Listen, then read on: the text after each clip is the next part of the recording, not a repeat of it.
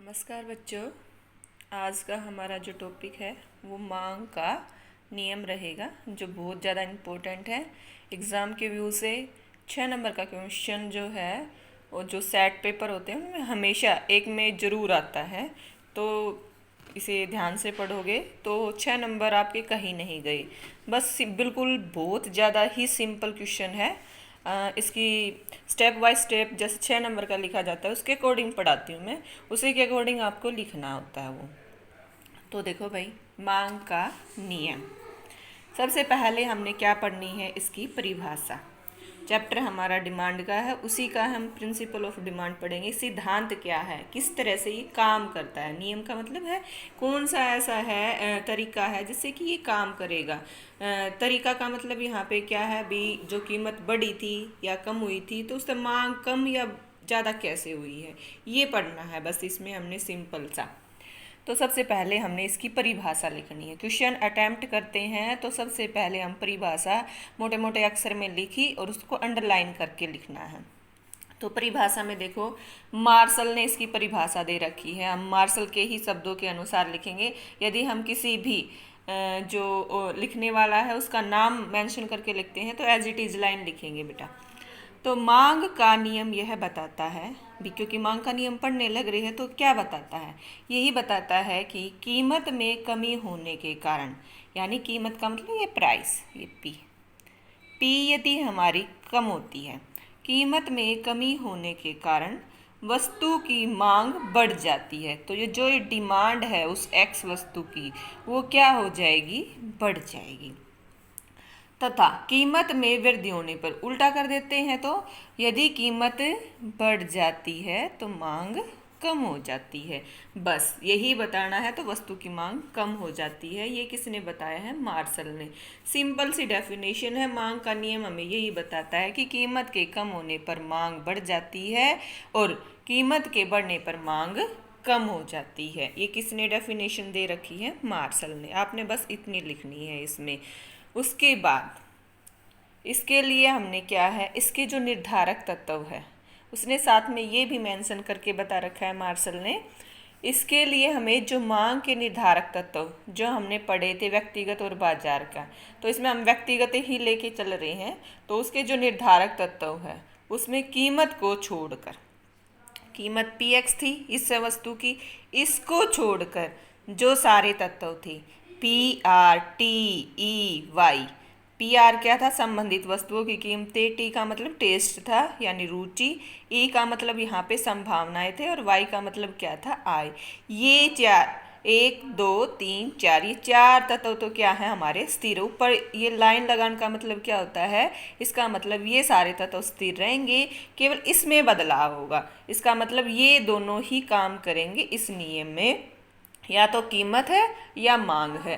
तो इसमें जो चेंज होगा उसकी वजह से इसमें चेंज, अगर ये बढ़ेगी तो कम हो जाएगी। सस्ती चीज़ हो जाएगी, ज़्यादा चीज़ खरीदने लग जाएंगे, और महंगी हो जाएगी तो कम खरीदेंगे। तो ये सारी चीज़ें क्या होंगी, ये कम हो जाएंगी।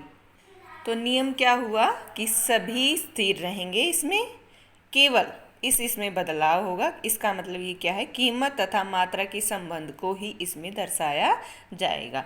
तो हमने परिभाषा लिखेंगे और इसके जो निर्धारक तत्व, अगर इनको अगर अच्छे से लिख देते हैं तो बहुत ही ज़्यादा अच्छा इफेक्ट जाता है कि ये सारे तत्व हैं क्या है, वो स्थिर है, केवल इसके कारण ही ये नियम बना है। अब हम इस नियम की व्याख्या करते हैं, किसके माध्यम से करेंगे, सबसे पहले हम तालिका के माध्यम से। तो मांग के नियम को हम मांग तालिका से भी समझा सकते हैं। तो तालिका कैसे बनानी है, सिंपल सी ही तालिका है। तालिका लिखा यहाँ पे और मांग अनुसूची, जो हमने उस इसमें स्टार्टिंग में लेसन में पढ़ा था, मांग वक्र और अनुसूची सेम ऐसी ही है।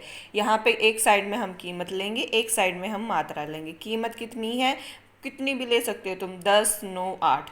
जैसे जैसे कीमत कम हुई है, पहले 10 रुपये थी तो जब हम केवल थोड़ी मात्रा 100 ही ले रहे थे, तुम अपनी मर्जी से 15 20 कितनी भी लिख सकते हो।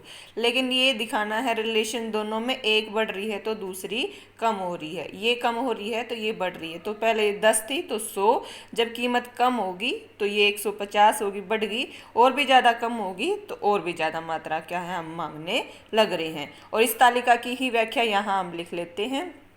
तालिका से हमें क्या पता चला है, ये पता चला है कि ये जो एक्स वस्तु है ये क्या है, एक्स वस्तु है, क्या हुआ एक्स। इसकी यदि कीमत है या कीमत है कम हो जाती है तो मांग क्या हो रही है, बढ़ रही है। जिसमें हम A to Z अलग अलग लिख सकते हैं, 10 9 8 हो गई है तो 100 150 200, तुम इस लाइन को कितने भी बड़ा करके कितनी लाइन बना सकते हो।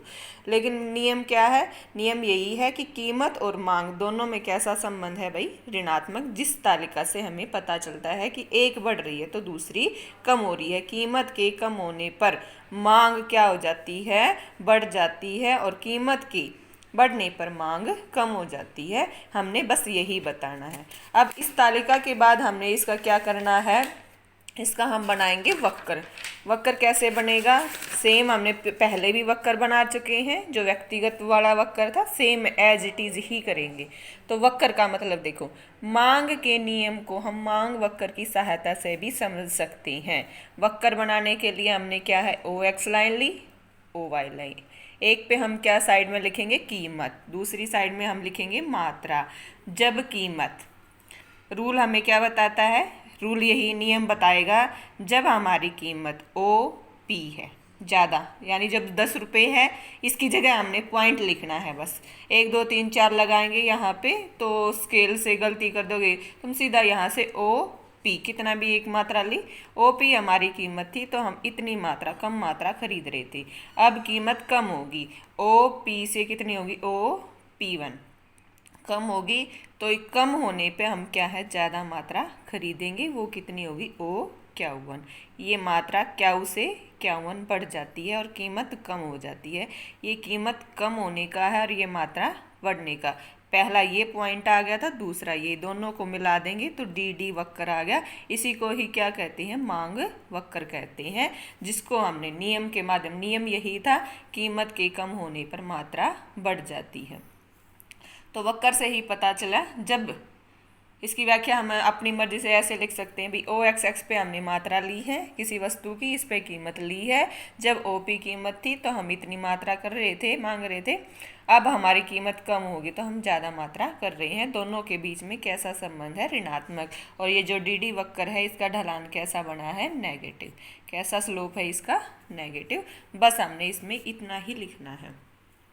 उसके बाद है मान्यताएं।